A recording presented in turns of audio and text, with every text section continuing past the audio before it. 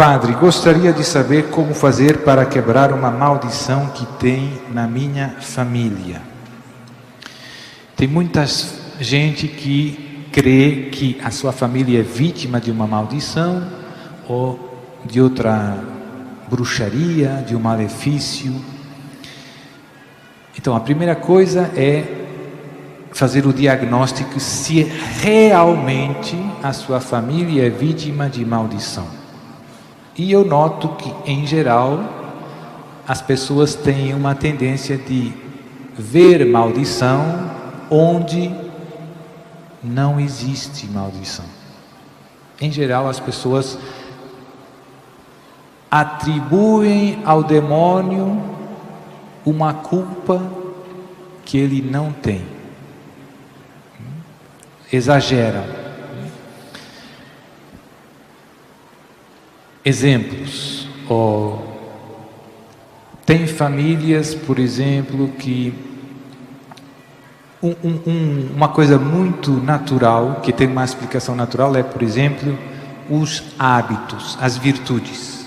Nós aprendemos por exemplo, na minha família, a minha mãe nos ensinou a não dizer mentiras.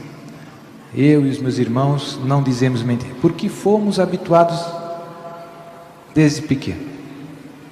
Então, graças a Deus, ganhamos esses bons hábitos desde pequeno.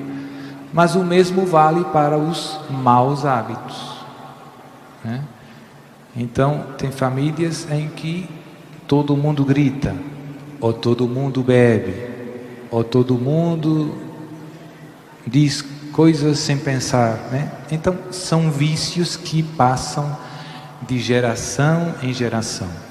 E o demônio é o culpado? O demônio alimenta tudo isso, mas não é que há uma maldição extraordinária, especial.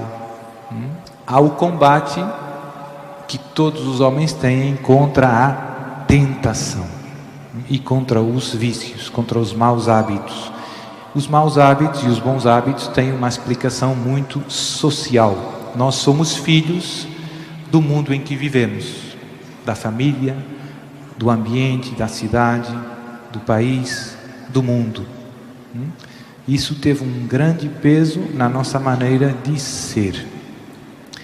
Então, e uma maldição diabólica, como se manifesta?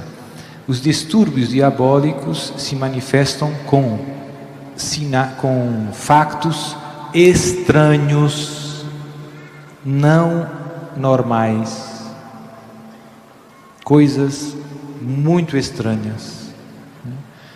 Sobretudo, um dos sinais mais certos, não é o único, para perceber que existe um distúrbio diabólico extraordinário é a aversão às coisas sagradas. Exemplo. Padre, eu não vou nos funerais, não vou no cemitério. Por que, minha filha?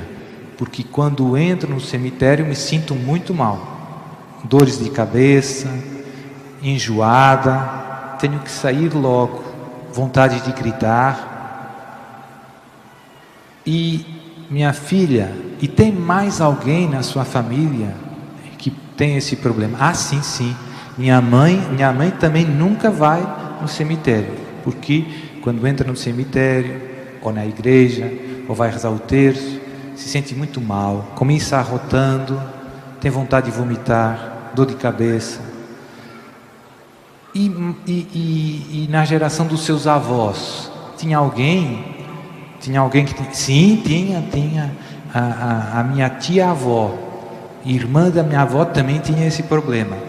Então você vê que há um padrão de distúrbios extraordinários de origem diabólica naquela família. Qual é a causa de tudo isso? Normalmente são duas possíveis grandes causas, com muitas variantes dentro delas. Uma é quando um antepassado dessa família consagrou a família ao demônio. mais explícita ou mais implicitamente. Infelizmente isto acontece, mas é pouco frequente. Mais frequente é quando uma família é vítima de um malefício, de uma bruxaria. Por exemplo, zangas com vizinhos. E então um dos vizinhos vai na magia negra e faz uma bruxaria contra a família toda, não só contra uma pessoa, mas contra eles e todos os seus descendentes. Então aí acontece aquilo que eu dizia no início: o demônio ataca de geração em geração, de geração em geração. Então, quando surgem esses distúrbios extraordinários, o que eu devo fazer para quebrar esse malefício, essa maldição, essa praga? A solução para esses problemas é viver uma vida na graça de Deus. Então a primeira coisa é fazer uma boa confissão, voltar a ir na missa, comunhão. Se a sua vida estiver cheia de Jesus, de Deus, imagine quem não vai poder fazer nada contra você. Então não é só uma questão de ir no padre exorcista e o padre reza e fica tudo bem. É uma questão de conversão de vida. Você tem que deixar Deus entrar no seu coração. E muitas vezes acontece uma coisa curiosa. Quando uma pessoa que é muito atacada numa família começa a sua caminhada cristã, faz a sua confissão, volta na missa, no terço, o demônio já não consegue atacar mais ela, começa a atacar outra, que não era atacada.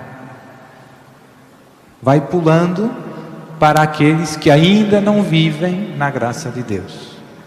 E no final, se todo mundo viver na graça de Deus, acabou, não tem mais brecha.